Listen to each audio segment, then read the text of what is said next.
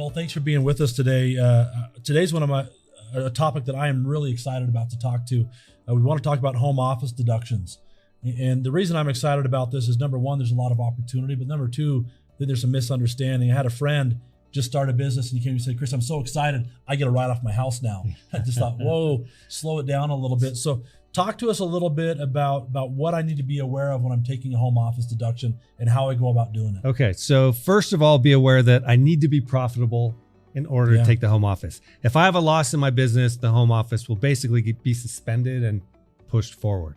There are two ways to take a home office. We call them the traditional manner and a simplified home office.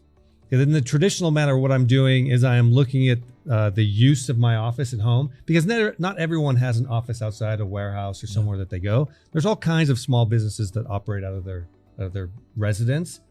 And so I look at the square footage or the use right of my house for that home office. And let's say it's 300 square feet, for example.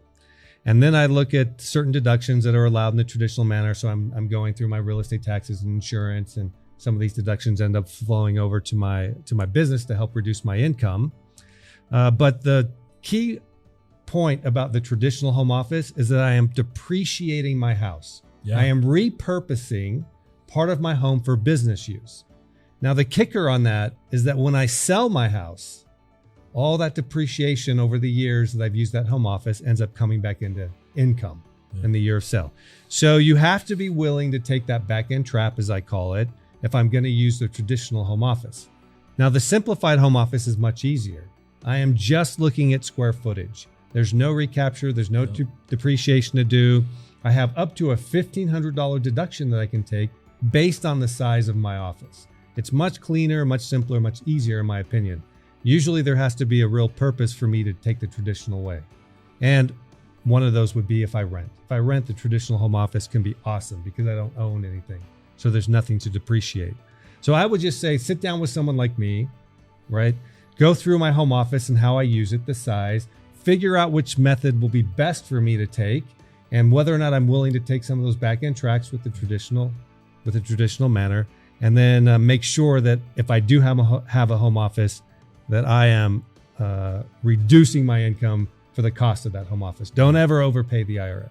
You know, I think just a couple points, thanks for sharing, Joel, that I would just make sure all of us understand. And I say this a lot, but it's so important to be with somebody who knows what they're doing, because it's not just about making sure that we make the right decision this year. Like you point out, decisions this year could impact a year, 5 years, 10 years down the road. And if we don't sit down with somebody who helps us really understand the ramifications of how we do things, there can be some struggles down the road. So make sure you're meeting with, working with, talking with somebody like Joel who knows what they're doing. You can make sure that you're executing the right plan, not just for this year's taxes, but for your long-term profitability as well. We know it's important for you to keep your business running smoothly. Here at Tax Hive, we stand ready to help with all of your tax and business needs so that you can focus in on what it is that you do best, and that's running your business. We have an entire team of experts who stand ready to help you out. Schedule a strategy session with one of our specialists today.